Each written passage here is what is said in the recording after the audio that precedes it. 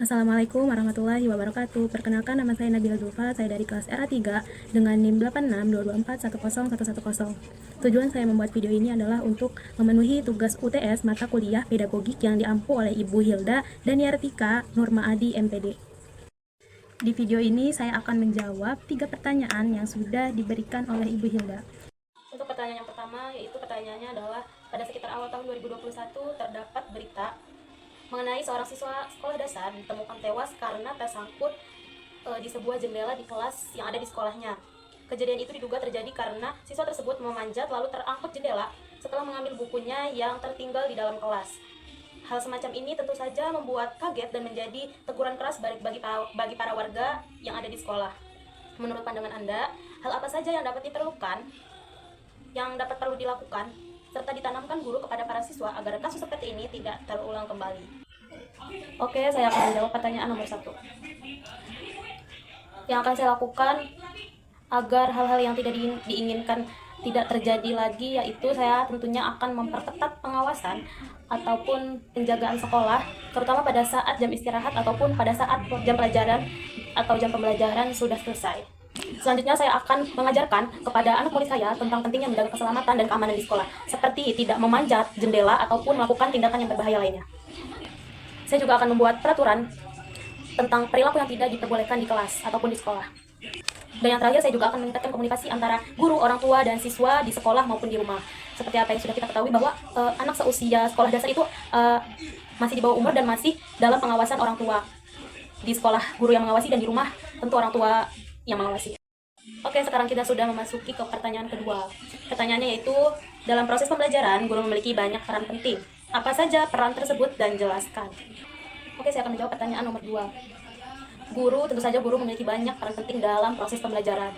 Peran penting diantaranya itu, yang pertama adalah sebagai motivator, yang kedua sebagai pengajar, yang ketiga sebagai model. Yang pertama adalah motivator. Tentu saja kita sebagai guru, kita harus bisa memotivasi murid-murid kita agar mereka bersemangat dalam belajar, bersemangat untuk belajar. Ketika mereka sudah memiliki semangat untuk belajar, tentu saja mereka mungkin saja mereka bisa memahami materi pembelajaran dengan lebih mudah karena adanya semangat belajar tersebut. Yang kedua adalah pengajar. Tentu saja ini adalah peran yang sangat penting ataupun yang wajib semua guru jalankannya, itu mengajar siswa-siswa, murid-murid, mulai dari pelajaran yang mudah maupun yang sulit. Kita harus bisa mengajarkan dengan baik, dengan jelas, agar murid-murid kita bisa memahaminya dengan mudah. Yang terakhir adalah guru berperan sebagai model. Tentu saja di sekolah kita adalah sebagai orang tua siswa, di mana mereka akan mengikuti apa yang kita lakukan, apa yang kita katakan. Maka dari itu kita harus menjadi contoh yang baik untuk anak-anak murid kita agar mereka juga akan mencontoh yang baik juga. Oke, sekarang kita lanjut ke pertanyaan ketiga, yaitu pertanyaannya itu, sebutkan 10 kompetensi pedagogik seorang guru dalam proses pembelajaran dan berikan contoh pengimplementasiannya. 10 kompetensi pedagogik yang harus dimiliki oleh seorang guru, yaitu yang pertama, kompetensi dalam menguasai teori belajar. Contohnya seperti menggunakan teori belajar konstruktivitis untuk mengembangkan pembelajaran aktif. Kemampuan yang kedua yaitu adalah kemampuan untuk mengembangkan kurikulum. Contohnya adalah mengintegrasikan topik lingkungan ke dalam pembelajaran kita. Kemampuan yang ketiga adalah kemampuan mengajar efektif. Contohnya adalah mengajar menggunakan video, proyektor, ataupun menggunakan eksperimen dalam satu pelajaran. Kemampuan yang keempat yaitu kemampuan untuk menggunakan teknologi.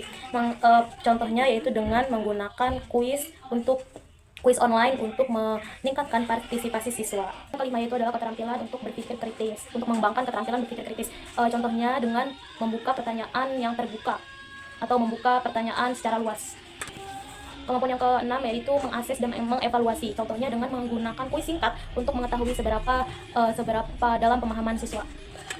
Dan yang kemampuan ketujuh yaitu kemampuan untuk mengajar dengan diferensiasi. Contohnya dengan memberikan materi tambahan untuk siswa-siswa yang pemahamannya lambat atau memahami materinya itu lambat dari teman-teman yang lainnya. Kemampuan yang ke-8 yaitu kemampuan untuk mengembangkan keterampilan sosial dan emosional. Contohnya dengan memberikan siswa tugas kelompok ataupun diskusi. Kemampuan yang ke-9 adalah kemampuan untuk berkolaborasi. Contohnya dengan mengajar bersama guru lain untuk meningkatkan keterampilan mengajar kita. Keterampilan yang terakhir yaitu keterampilan untuk mengembangkan profesionalisme kita dalam mengajar. Contohnya dengan mengikuti workshop tentang teknologi dalam pembelajaran. Oke, sekarang kita sudah masuk ke pertanyaan keempat. Pertanyaannya yaitu, ceritakan pengalaman Anda sebagai siswa atau mahasiswa ketika mengalami langsung penggunaan alat pendidikan non-material, misalnya seperti mendapat ganjaran atau penghargaan, nasihat, hukuman, atau pembiasaan, serta jelaskan dampaknya terhadap sikap dan perilaku Anda. Ketika saya duduk di kelas 2 MTS, saya pernah mendapatkan penghargaan juara menghafal kosakata bahasa Arab dan Inggris. Kebetulan di sekolah saya dulu diwajibkan semua siswa diwajibkan untuk menggunakan bahasa Arab dan Inggris sehari-harinya. Jadi yang tidak memakai bahasa Arab dan Inggris akan diberikan sanksi atau hukuman. Ketika saya mendapatkan penghargaan tersebut, tentu saja saya jadi lebih termotivasi untuk menghafal lebih banyak kosakata bahasa Arab dan Inggris, dan saya pun malu jika tidak jadi contoh yang baik. Yang dimaksud contoh yaitu jika saya tidak memakai bahasa Arab dan Inggris sehari-harinya, saya malu terhadap penghargaan apa yang sudah saya dapat. Jadi menurut saya penghargaan itu adalah tanggung jawab diri kita sendiri untuk menjaganya. Jadi misalnya kita sudah mendapat penghargaan tapi kita tidak dapat menjaganya, sama saja. Jadi ketika kita mendapatkan penghargaan, menurut saya itu adalah tanggung jawab kita yang harus kita jaga. Jadi saya juga malu ketika saya mau melanggar aturan-aturan seperti tidak memakai bahasa Arab dan Inggris, seperti itu. Itu dampak yang terjadi kepada perilaku saya ketika saya mendapatkan alat pendidikan non-material. Untuk pertanyaan yang terakhir yaitu, jelaskan pengertian dan sebutkan perbedaan teori belajar behavioristik, kognitif, dan konstruktivistik. Teori belajar behavioristik adalah salah satu teori belajar yang paling awal dan berpengaruh dalam psikologi pendidikan. Teori ini berfokus pada perilaku yang diamati dan mengabaikan proses mental internal. Tokoh utama dalam teori belajar ini yaitu Ivan Pavlov, B.F. Skinner, dan John B. Watson.